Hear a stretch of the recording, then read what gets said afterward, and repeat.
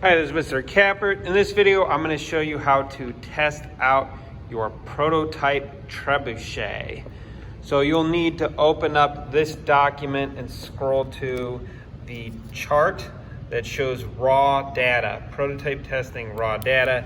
Make sure you filled this in and already have found the counterweight assembly.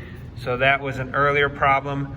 All of these are going to be the same because that is going to be unchanging. You are not going to change up the counterweight assembly. That's everything that hangs, excluding the bolts that you're going to put in there. So all of these should be the same.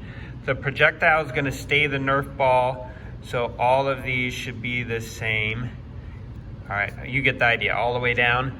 And then the change in height of your counterweight, you should pull it back the same way each time, because what we're testing is the effect of the counterweight, changing the counterweight mass and how far it throws.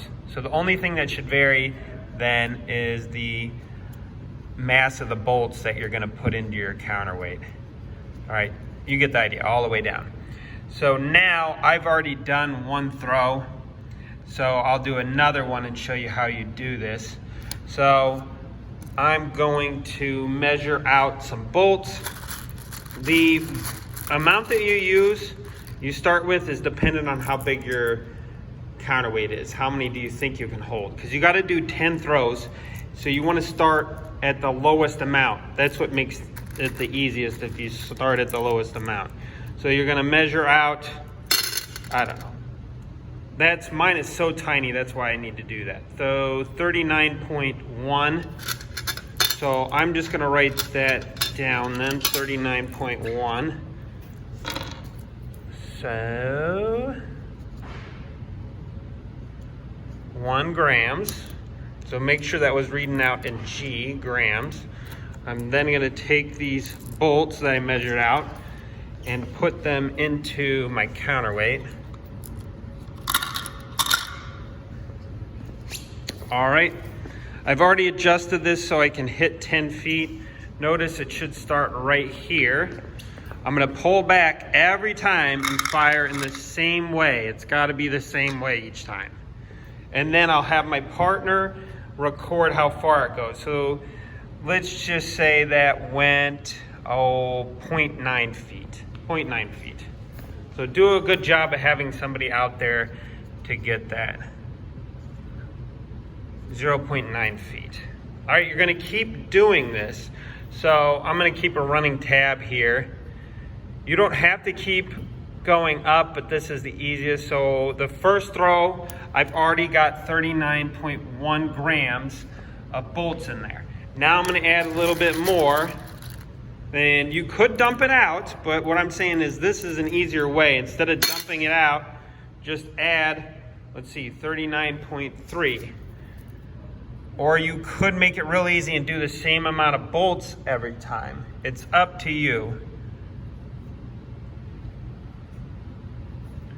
So that now I have in there, like I said, you could do the same amount every time. That would make things easier.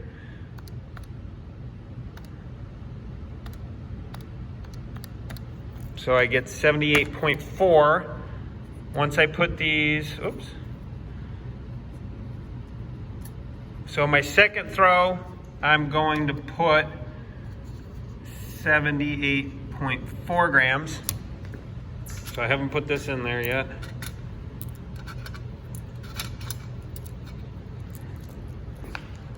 Add this in.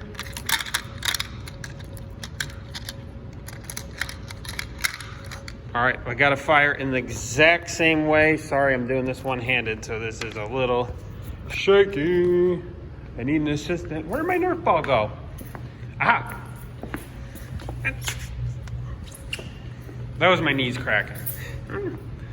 So I'm gonna load up my Nerf ball. I gotta fire it in the exact same manner as before.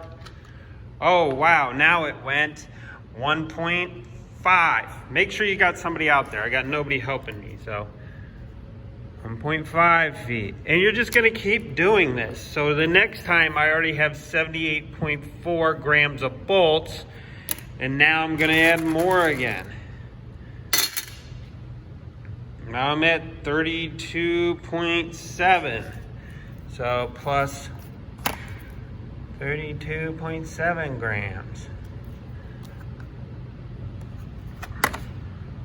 Plus 32.7. Hopefully you're getting the idea here. 111.1. So 111.1 grams. All right, now I'm going to get that Nerf ball and I'm going to fire it again. So hopefully you get the idea. You're doing this over and over for 10 throws. The counterweight assembly mass isn't going to change. The mass of the projectile isn't going to change, so carry these all the way down. The change in height, if you do this correct, shouldn't change. The only thing is you're putting more and more bolts, so more and more mass, and you're firing it each time and recording how far it goes in feet. Let me know if you have any questions.